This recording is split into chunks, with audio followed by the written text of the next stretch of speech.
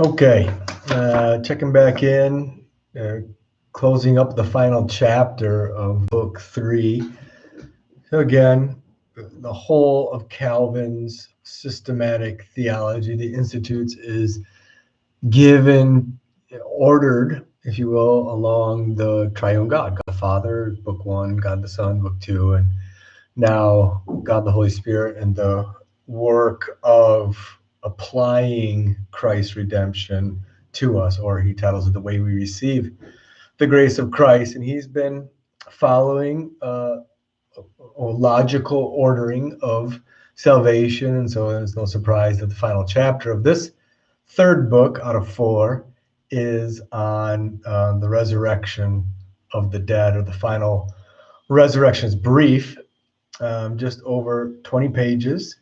And that continues to be because Calvin insists on not speculating, not giving in to going beyond the information God has given us in his word.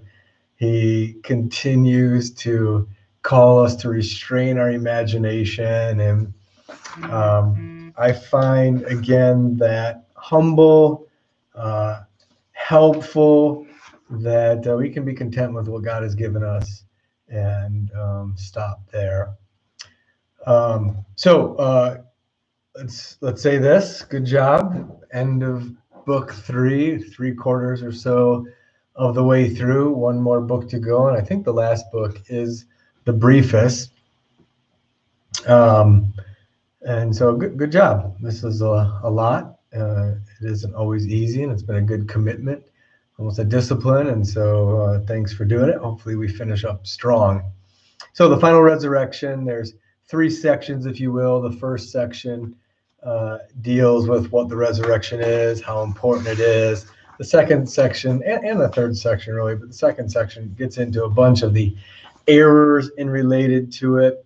I think you'll find section 5 curious, and we've talked a little bit here at Pine Grove about the biblical insistence and connection with creation and the importance of the body with burial as opposed to paganism and other ways. And so Calvin's going to get into that.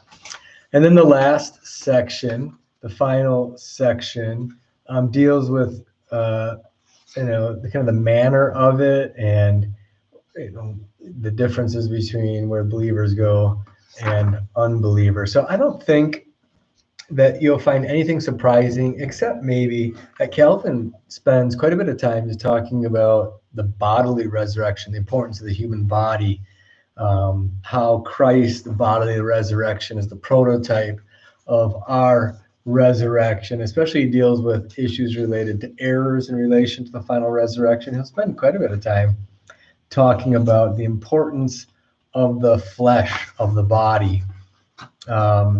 I think that is one of those ways where this is why it's important to maybe read some, sometimes called the old dead guys. That is, guys from ages past who, they had their errors, they had their blind spots, but theirs aren't ours. And so we can read them and help see some blind spots in us. And I think that's one of those ways that Calvin will be helpful. Calvin does conclude the chapter in the final section, section 12. He doesn't go into the details about heaven and hell, but he does make clear that those who are apart from Christ do end up under judgment, separated from the Lord.